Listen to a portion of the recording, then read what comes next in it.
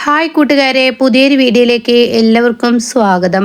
അങ്ങനെ സുശീല പതിവ് പോലെ കാലത്ത് എണീറ്റ് വരുമ്പോൾ ഇന്ദ്രൻ്റെ കെട്ടൊക്കെ മാറുമ്പോൾ ഇന്ദ്രന് തൻ്റെ അമ്മയുടെ മുഖത്തോട്ട് നോക്കാൻ കഴിയില്ല കേട്ടോ. കാരണം ചെറിയൊരു ഉള്ളിലൊരു വെറുപ്പുണ്ട്. ആ വീഡിയോ കണ്ടത് തൻ്റെ അമ്മ ചെയ്തതും ഹർഷ പറഞ്ഞ വാക്കിനനുസരിച്ച് അനുപമ ഹർഷയെ അടിച്ചപ്പോൾ അതിനിടയിൽ കയറി അമ്മ തലയിട്ടത് കണ്ണിലിങ്ങനെ കടന്നു പോവാണ് കേട്ടോ.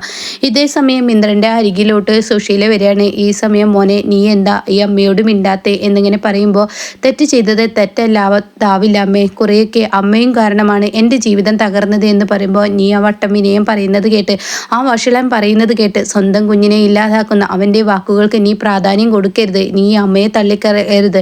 അതുകൊണ്ടാണ് അമ്മേ ഞാൻ ആ വീഡിയോ മേടിക്കാതിരുതെന്ന് ഒരു തവണ പറഞ്ഞല്ലോ, അതുകൊണ്ട് അമ്മ കഴിയുന്നത് എൻ്റെ മുന്നിലോട്ട് വരരുതെന്നും പറഞ്ഞ് അവിടെ നിന്ന് അങ്ങ് പോവാണ് കേട്ടോ.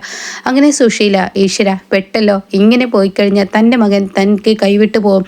തനിക്ക് എല്ലാത്തിനും കരുത്തായി നിന്നിരുന്ന തൻ്റെ മകൻ അവനില്ലെങ്കിൽ എനിക്ക് ഈ ക്രൂരതകളൊന്നും ചെയ്യാൻ കഴിയില്ല. അതുകൊണ്ട് തന്നെ ഇതിനൊരു വിലങ്ങിടണം എന്ന് സുശീല തീരുമാനിക്കുകയാണ് കേട്ടോ. അങ്ങനെ സുശീല പിന്നീട് അവിടെ നിന്നും നേരെ പോകുന്നത് വിനയൻ്റെ വീട്ടിലോട്ടാണ്. ഈ സമയം വിനയനാണെങ്കിലോ അകത്തായിരിക്കും. കാരണം വിനയൻ്റെ ഉള്ളിൽ മുഴുവൻ പകയാണ്.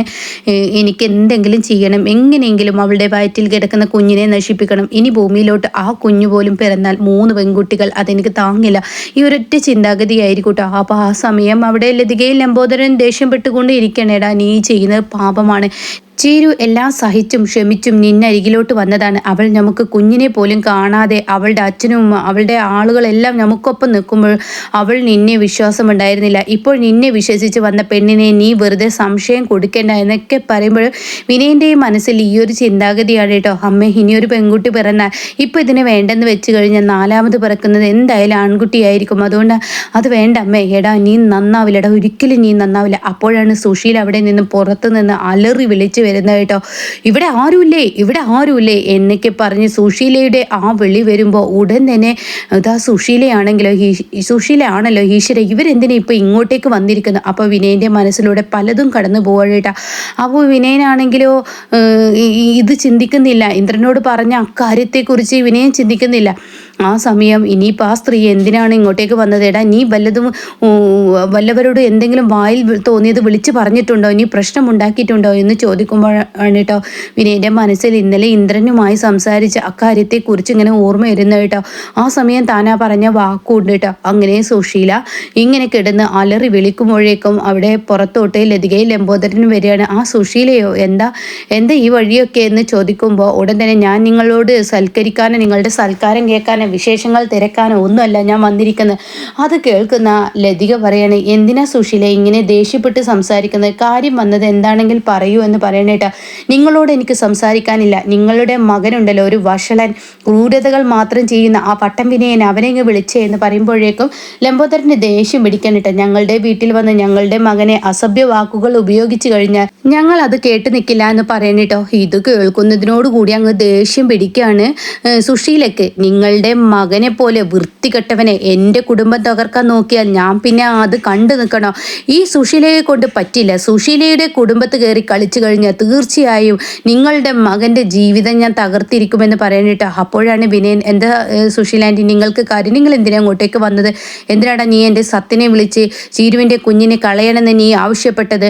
അത് കേൾക്കുന്ന ലതിക എന്ത് എന്ന ഭാവത്തിൽ ഇങ്ങനെ തൻ്റെ മകനെ നോക്കുകഴിട്ടാ. ഉടൻ തന്നെ അവിടെ സുശീലയോട്, ആൻറ്റി എൻ്റെ മാനസികാവസ്ഥ ആൻറ്റിക്ക് പറഞ്ഞാൽ മനസ്സിലാവില്ല, ചീരുവിൻ്റെ ഗർഭത്തിൽ കുറച്ച് പ്രശ്നങ്ങളൊക്കെ ഉണ്ട്, അവളുടെ ആരോഗ്യത്തിന് വേണ്ടി ആരെങ്കിലും പറഞ്ഞാൽ കേൾക്കുമെങ്കിൽ അതാവട്ടെ എന്ന് കരുതി ഞങ്ങൾ ഉപേക്ഷിച്ചിരിക്കുന്ന ആ ബന്ധത്തിൽ നീ എന്തിനാ സത്തിനെ വിളിക്കുന്നത് എന്നൊക്കെ അങ്ങനെ പറഞ്ഞ് ചൂടാവേണ്ട. ആൻറ്റി കഴിഞ്ഞത് കഴിഞ്ഞു, ഇപ്പം ആൻറ്റിയുടെ ആവശ്യം എന്താണ്?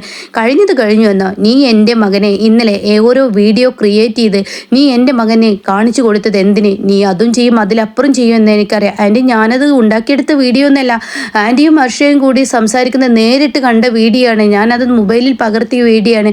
നീ അത് തന്നെ പറയുള്ളൂടാ, എല്ലാവർക്കും അറിയാം. കാരണം സ്വന്തം ഭാര്യയുടെ അനിയത്തിയുടെ അശ്ലീല വീഡിയോ ഉണ്ടാക്കാൻ ശ്രമിച്ചവനല്ലേ, അതിലും വലുത് വേറെന്ത്? പിന്നെ എന്നെക്കുറിച്ച് ഇങ്ങനെ ഒരു വീഡിയോ ഉണ്ടാക്കാനായി നിനക്ക് പണി എന്നൊക്കെ പറയുമ്പോൾ, ദേ ആൻറ്റി എൻ്റെ വാൽ തോന്നിയത് നിങ്ങൾ വിളിച്ചു പറയരുത്.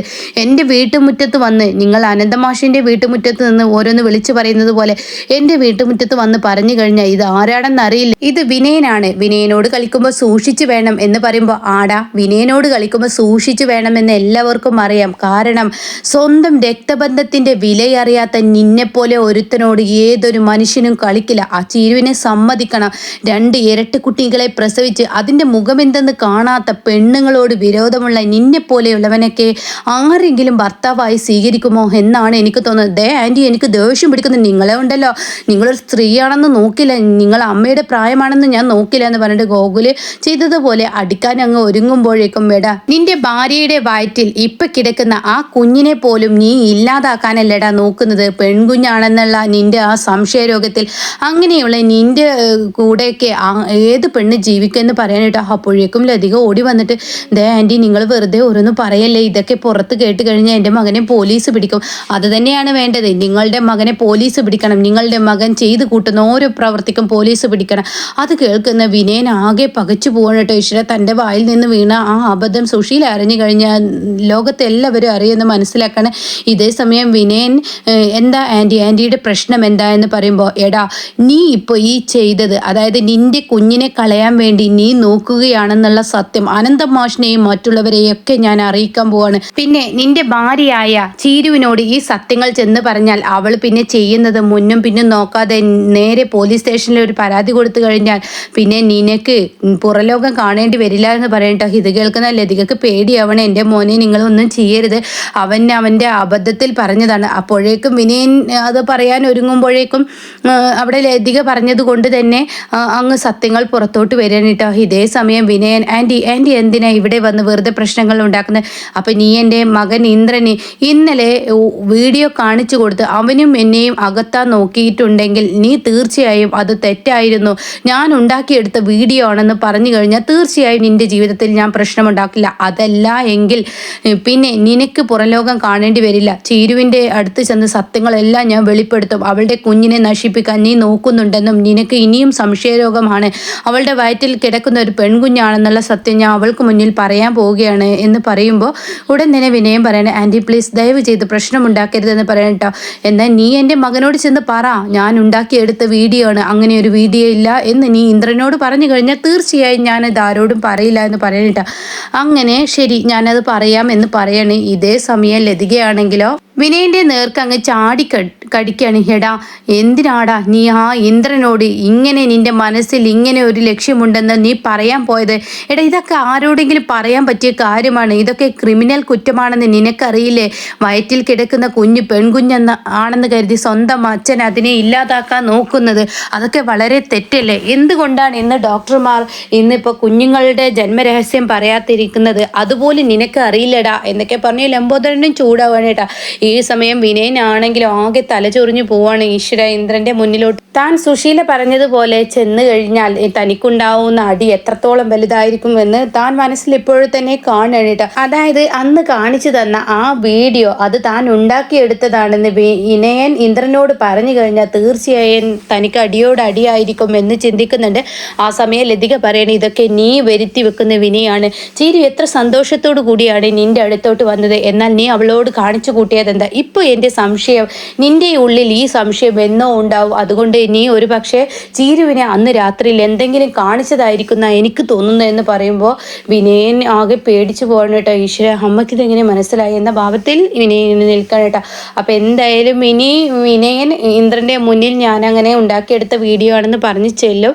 പക്ഷേ വിനയൻ്റെ പ്രതീക്ഷകളൊക്കെ തെറ്റാണ് ഇന്ദ്രൻ്റെ മുന്നിൽ എത്തുമ്പോൾ. എന്നാൽ ഇവിടെ സുശീലക്കാണെങ്കിലും ചെറിയൊരു തിരിച്ചടി കിട്ടിത്തുടങ്ങുകയാണ്. വിനയൻ ഈ വീഡിയോ കാണിച്ചു കൊടുക്കുമ്പോൾ ആരെ വിശ്വസിച്ചാലും തൻ്റെ അമ്മയെ വിശ്വസിക്കാൻ പാടില്ലായിരുന്നു എന്ന് സത്യം പറയുന്ന ആ വാക്ക് അത് സത്യം തന്നെയാണ് ഇന്ദ്രൻ മനസ്സിലാക്കിയിട്ടുണ്ടാവും കേട്ടോ. ഇനി അനുപമയുടെ അടുത്തോട്ട് ചെല്ലും. പക്ഷെ ഇതിനിടയ്ക്ക് അനുപമയോട് ഡോക്ടർ ഒരു രഹസ്യം വെളിപ്പെടുത്തിയിട്ടുണ്ടാവും. അതിനെക്കുറിച്ച് പിന്നീട് ഒരു റിവ്യൂ പറയാട്ടോ.